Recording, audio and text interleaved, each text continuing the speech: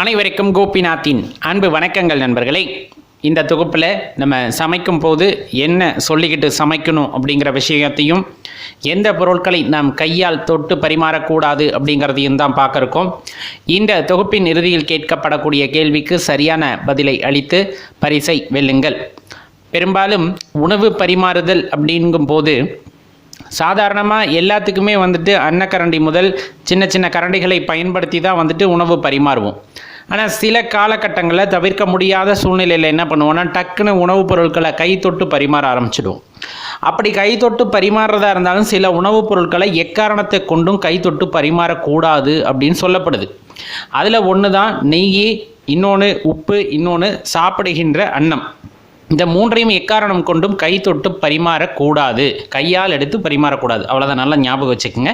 அது தோஷம் ஏற்படும் அப்படின்னு குறிப்பிடப்படும். அதில் ஆயுர்வேத மருத்துவத்தில் பார்த்தீங்கன்னா இந்த மூன்றையும், அதாவது அன்னத்தில் கொஞ்சமாக நெய் ஊற்றி அதில் உப்பு போட்டு பிசைஞ்சு சாப்பிடுவது உடலுக்கு ஆரோக்கியத்தை வழங்க வல்லது அப்படின்னு குறிப்பிடப்படுது.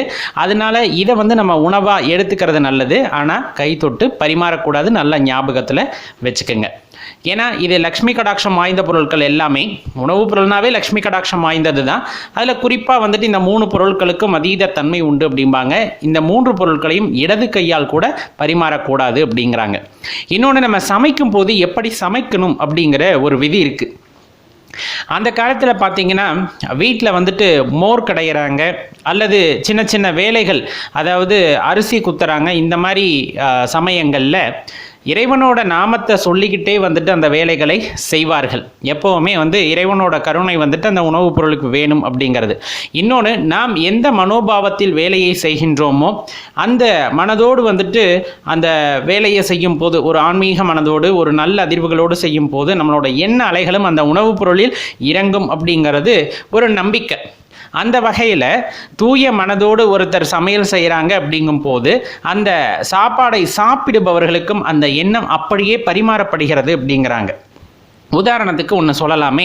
இப்போ நீங்கள் சமைக்கிறீங்க அப்படிங்கும்போது பகவானோட நாமத்தை நினச்சிக்கிட்டே சமைக்கிறீங்க, இறைவனோட பெயரை நினச்சிக்கிட்டே சொல்லிக்கிட்டே சமைக்கிறீங்க அப்படிங்கும்போது அந்த உணவோடு சேர்ந்து அந்த இடத்துல அந்த அன்பும் அந்த இறைவன் மீது வைத்திருக்கிற பக்தியும் மற்றவர்களுக்கும் அது பகிரப்படுகிறது அப்படிங்கிறத தெரிஞ்சுக்குங்க.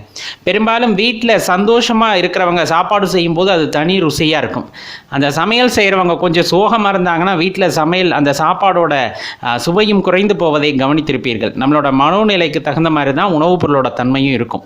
அதனால தான் சொல்கிறது, எந்த நேரத்துலையும் சரி நீங்கள் இப்போ சமைக்கிறீங்க அப்படிங்கும்போது கண்டிப்பாக இறைவனோட நாமத்தை சொல்லிக்கிட்டே சமைங்க.